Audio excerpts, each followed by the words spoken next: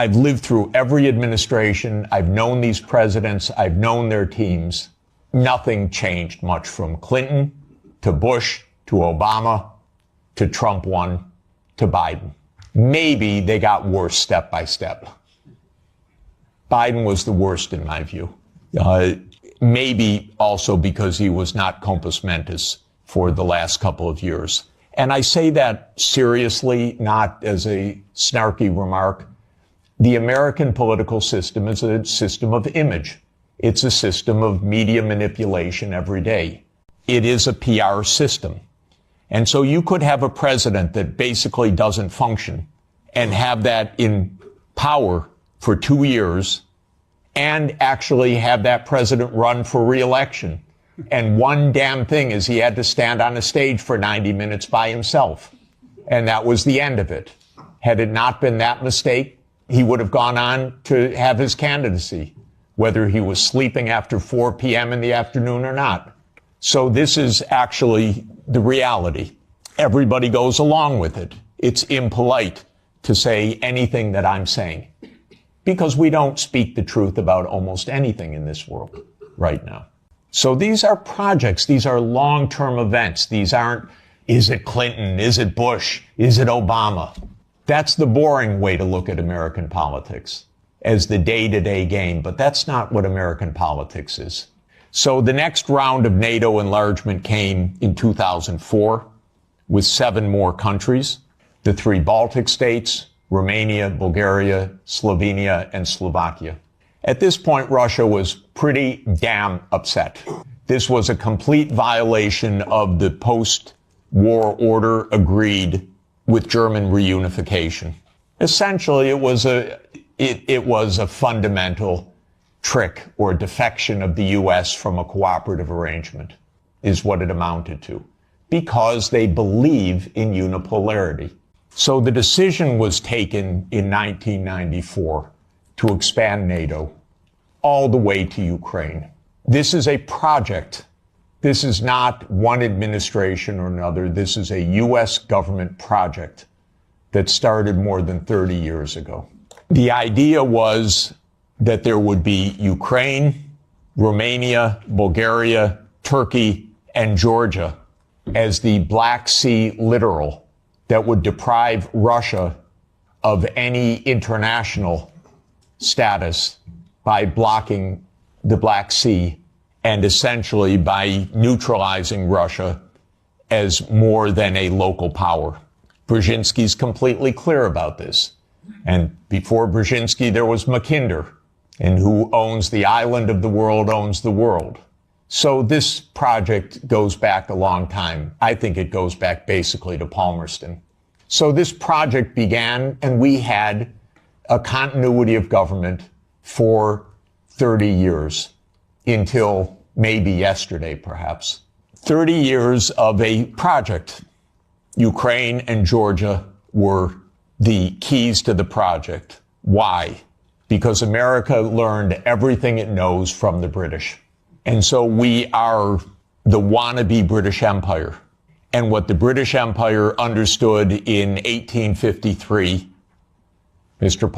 Lord Palmerston, is that you surround Russia in the Black Sea and you deny Russia access to the Eastern Mediterranean.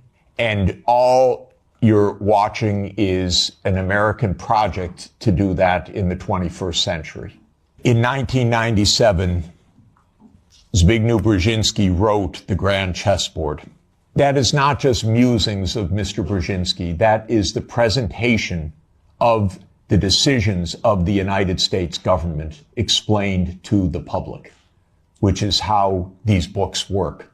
And the book describes the eastward enlargement of Europe and of NATO as simultaneous events. And there's a good chapter in that book that says, what will Russia do as Europe and NATO expand eastward? And I knew Zbigniew Brzezinski personally. He was very nice to me. I was advising Poland. He was a big help. He was a very nice and smart man, and he got everything wrong. So in 1997, he wrote in detail why Russia could do nothing but accede to the eastward expansion of NATO and Europe. In fact, he says the eastward expansion of Europe, and not just Europe, but NATO. This was a plan, a project. And he explains how Russia will never align with China. Unthinkable. Russia will never align with Iran. Russia has no vocation other than the European vocation. So as Europe moves east, there's nothing Russia can do about it. So says yet another American strategist.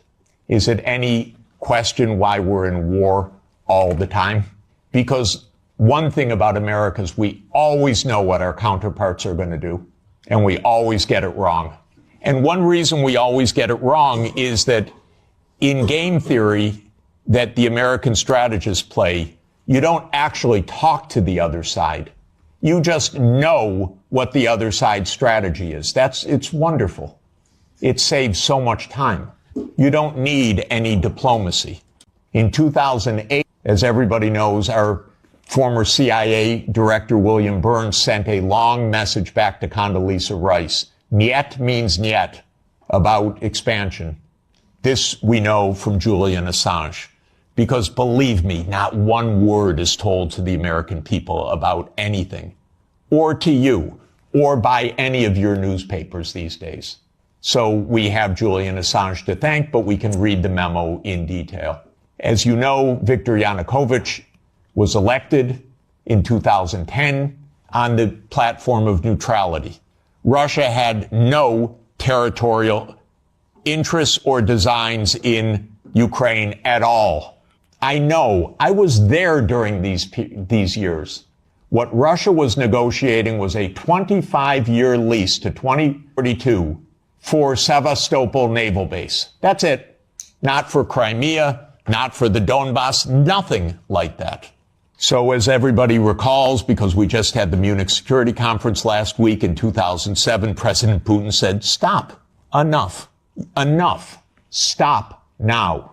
And of course, what that meant was in 2008, the United States jammed down Europe's throat enlargement of NATO to Ukraine and to Georgia. This is a long-term project. I listened to Mr. Saakashvili in New York in May of 2008, and I walked out, called Sonia, and said, this man's crazy.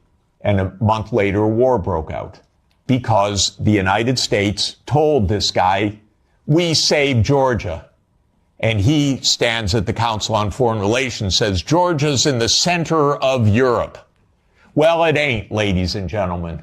It's not in the center of Europe. And the most recent events are not helpful for Georgia, for its safety, and your MPs going there, or MEPs going there, and European politicians. That gets Georgia destroyed. That doesn't save Georgia. That gets Georgia destroyed, completely destroyed. So I had a long and frustrating phone call with Sullivan. I was standing out in the freezing cold. I happened to be trying to have a ski day. And there I was, Jake, don't have the war. Oh, there'll be no war, Jeff. We know a lot of what happened the next month, which is that they refused to negotiate. The stupidest idea of NATO is the so-called open door policy. Are you kidding? NATO reserves the right to go where it wants without any neighbor having any say whatsoever? Well, I tell the Mexicans and the Canadians, don't try it. You know, Trump may want to take over Canada. So Canada could say to China, why don't you build a military base in Ontario? I wouldn't advise it. And the United States would not say, well, it's an open door. That's their business. I mean, they can do what they want. That's not our business. But grown-ups in Europe repeat this. In Europe, in your commission, your high representative. This is nonsense stuff. This is not even baby geopolitics. This is just not thinking at all. I'm telling you, if I can give you my honest view, they're not very bright people. And I've dealt with them for more than 40 years. They talk to themselves. They don't talk to anybody else. They play game theory. In non-cooperative game theory, you don't talk to the other side. You just make your strategy. This is the essence of game theory. It's not negotiation theory. It's not peacemaking theory. It is unilateral, non-cooperative theory, if you know formal game theory. That's what they play. It started at the Rand Corporation. That's what they still play. In 2019, there's a paper by Rand, How Do We Extend Russia? Do you know they wrote a paper, which Biden followed, How Do We Annoy Russia? That's literally the strategy. How do we annoy Russia? We're trying to provoke it, trying to make it break apart, maybe have regime change, maybe have unrest, maybe have economic crisis. That's what you call your ally. Are you kidding?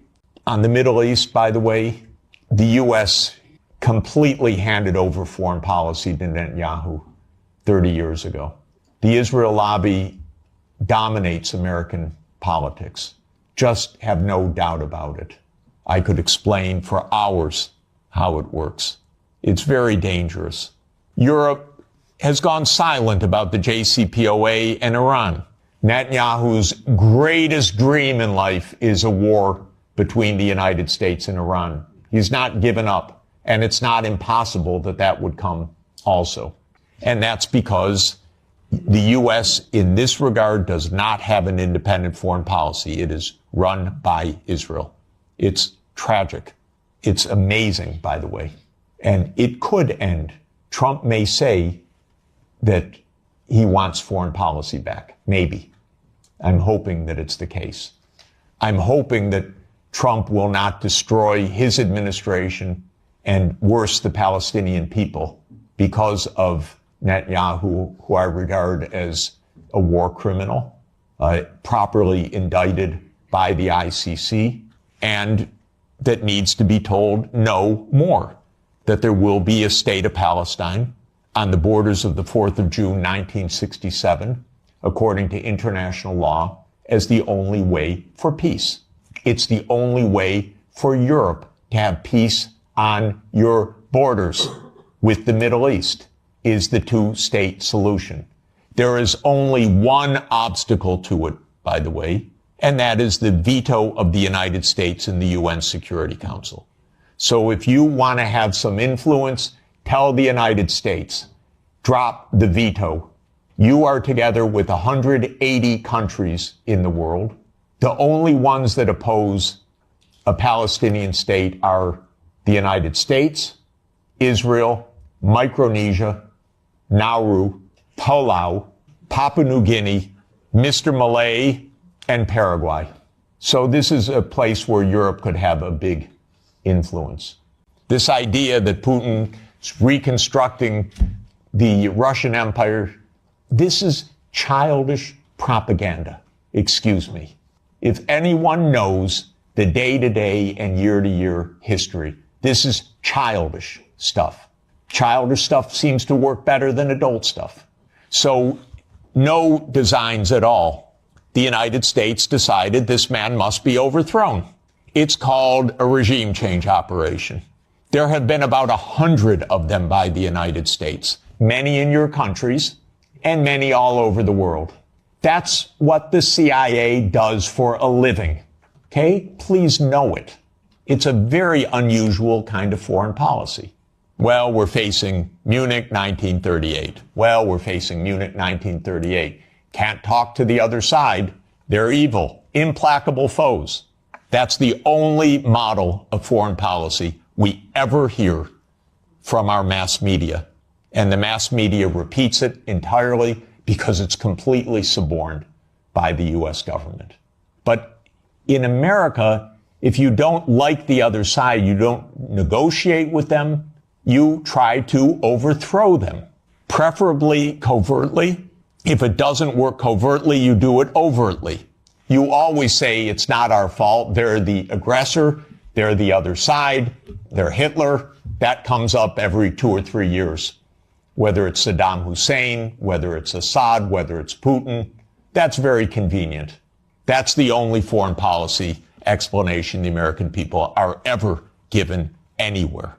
Now, when the Maidan occurred, I was called immediately, oh, Professor Sachs, the new Ukrainian prime minister would like to see you to talk about the economic crisis, because I'm pretty good at that. And so I flew to Kiev and I was walked around the Maidan, and I was told how the U.S. paid the money for all the people around the Maidan.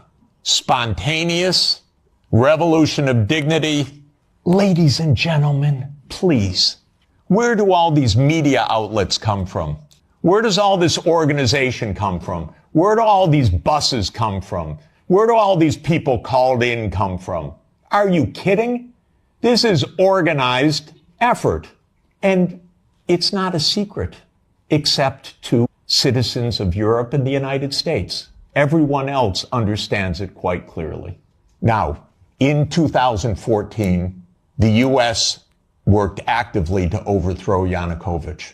Everybody knows the phone call intercepted by my Columbia University colleague, Victoria Nuland, and the U.S. Ambassador Peter Piot. You don't get better evidence. The Russians intercepted her call and they put it on the internet. Listen to it. It's fascinating. I know all these people. By the way, by doing that, they all got promoted in the Biden administration. That's the job. Then came Minsk, and especially Minsk II, which, by the way, was modeled on South Tyrolean autonomy. And the Belgians could have related to Minsk II very well. It said there should be autonomy for the Russian-speaking regions in the east of Ukraine. It was supported unanimously by the UN Security Council. Trump won, raised the armaments. There were many thousands of deaths in the shelling by Ukraine in the Donbass. There was no Minsk II agreement. And then Biden came into office. And again, I know all these people. I used to be a member of the Democratic Party. I now am strictly sworn to be a member of no party, because both are the same anyway, and because this is, the Democrats became complete warriors over time, and there was not one voice about peace, just like most of your parliamentarians, the same way. The United States and Ukraine decided it was not to be enforced. Germany and France, which were the guarantors of the Normandy process, let it go. And it was absolutely another direct American unipolar action, with Europe, as usual, playing completely useless subsidiary role, even though it was a guarantor of the agreement. So at the end of 1991, Putin put on the table a last effort in two security agreement drafts, one with Europe and one with the United States. The U.S. put on the table December 15, 2021. I had an hour call with Jake Sullivan in the White House begging, Jake, avoid the war. You can avoid the war. All you have to do is say NATO will not enlarge to Ukraine. And he said to me, oh, NATO's not going to enlarge to Ukraine. Don't worry about it. I said, Jake, say it publicly. No, we can't say it publicly. I said, Jake, you're going to have a war over something that isn't even going to happen? He said, don't worry, Jeff, there will be no war.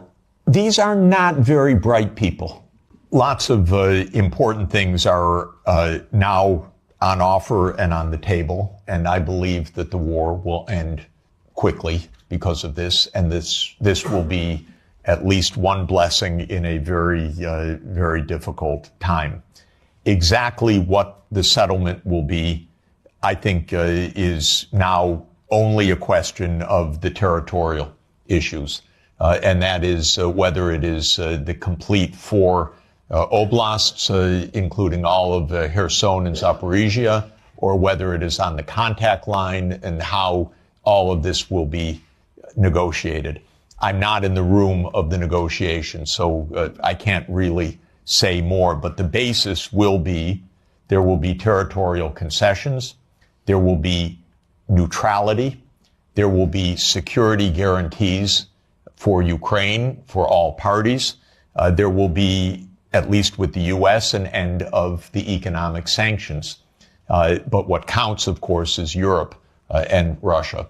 I know the Russian leaders, many of them quite well. They are good negotiators, and you should negotiate with them, and you should negotiate well with them. I would ask them some questions. I would ask them, what are the security guarantees that can work so that this war ends permanently? What are the security guarantees for the Baltic states? What should be done? Part of the process of negotiation is actually to ask the other side about your concerns, not just to know what they know as you think is true, but actually to ask, we have a real problem. We have a real worry. What are the guarantees? Well, I want to know the answers also. By the way, I know Minister Lavrov, for 30 years. I regard him as a brilliant foreign minister. Talk with him, negotiate with him, get ideas, put ideas on the table, put counter ideas on the table. I don't think all of this can be settled by pure reason because of oneself. You settle wars by negotiating and understanding what are the real issues, and you don't call the other side a liar when they express their issues. You work out what the implications of that are for the mutual benefit of peace. I think that there are, and maybe there will be, a restoration of nuclear arms negotiations, which would be extraordinarily positive. I think that there are tremendously important issues for Europe to negotiate directly with Russia. And so I would urge President Costa and the leadership of Europe to open direct discussions with President Putin, because European security is on the table. I'll just make a couple complaints. First, Europe is not NATO, as I said. I thought Stoltenberg was the worst, but I was wrong. It just keeps getting worse. Could someone in NATO stop talking, for God's sake, about more war? And could NATO stop speaking for Europe, and Europe stop thinking it's NATO? This is the first absolute point. Second, I'm sorry, but your high representative vice presidents need to become diplomats. Of course, you don't yet have a constitution for Europe which really underpins a European foreign policy. And it can't be by unanimity. There has to be a structure in which Europe can speak as Europe, even with some dissent, but with a European policy. I don't want to oversimplify how to get there exactly, but even with the structures you have, you could do a lot better with negotiating directly. The first rule is your diplomats should be diplomats, not secretaries of war. A diplomat is a very special kind of talent. A diplomat is trained to sit together with the other side and to listen, to shake hands, to smile, and to be pleasant. It's very hard. It's a skill. It's training. It's a profession. It's not a game. You need that kind of diplomacy. I'm sorry, we are not hearing anything like that.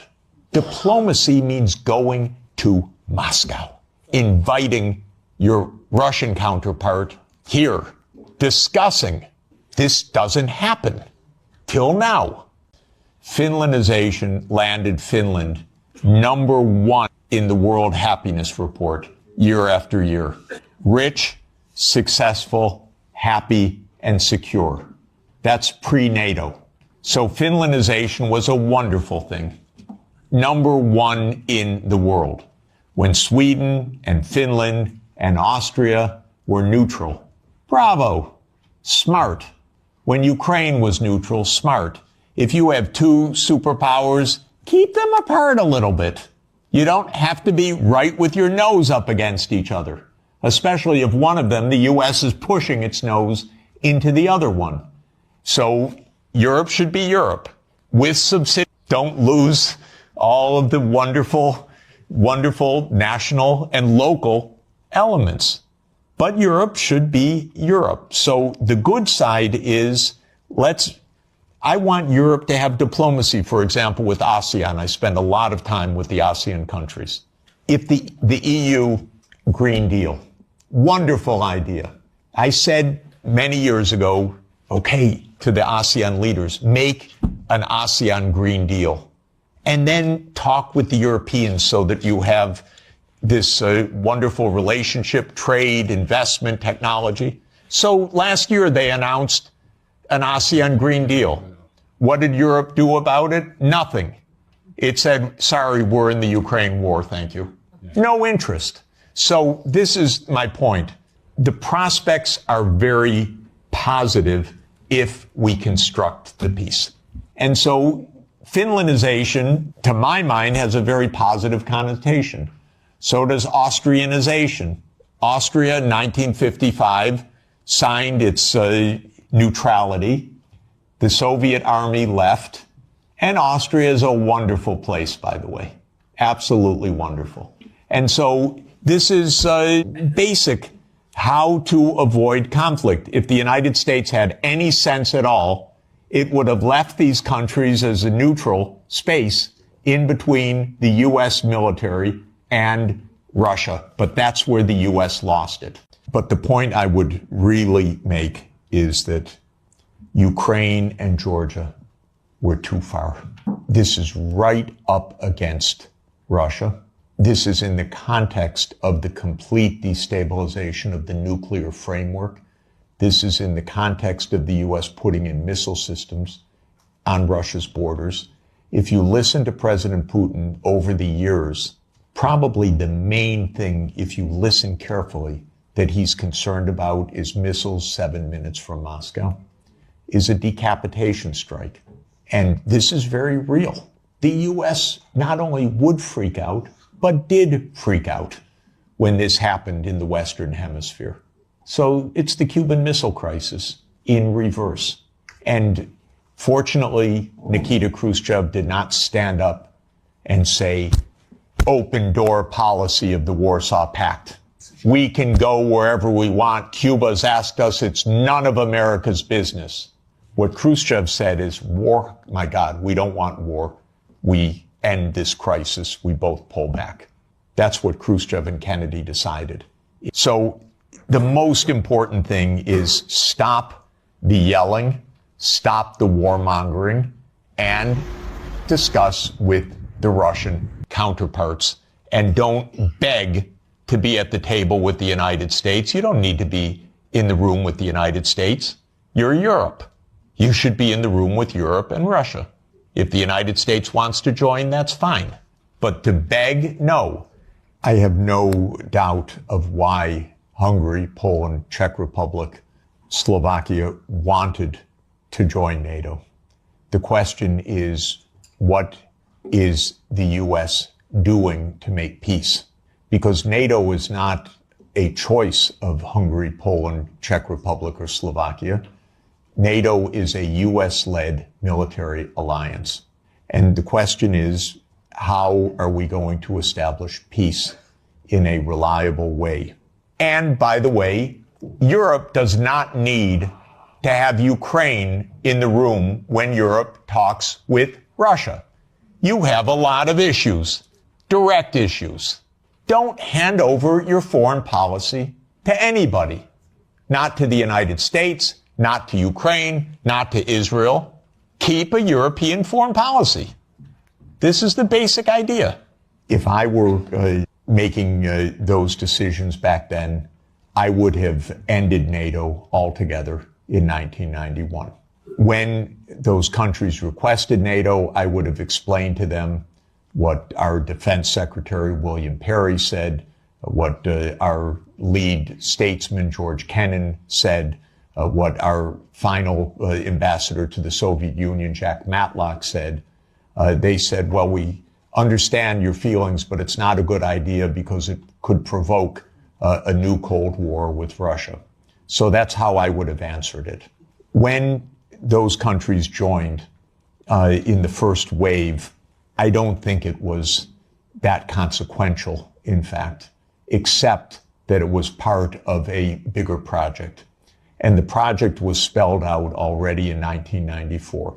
There's a very good book by Jonathan, Harvard University Press, called Hubris, which gives a detailed historical documentation of step-by-step what happened.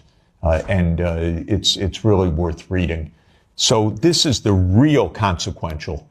Russia even swallowed with a lot of pain the Baltic states, Romania, Bulgaria, Slovakia, and Slovenia. It is Ukraine and Georgia. And it's because of geography. It's because of Lord Palmerston. It's because of the First Crimean War. It's because of the missile systems that this is the essence of why there was this war.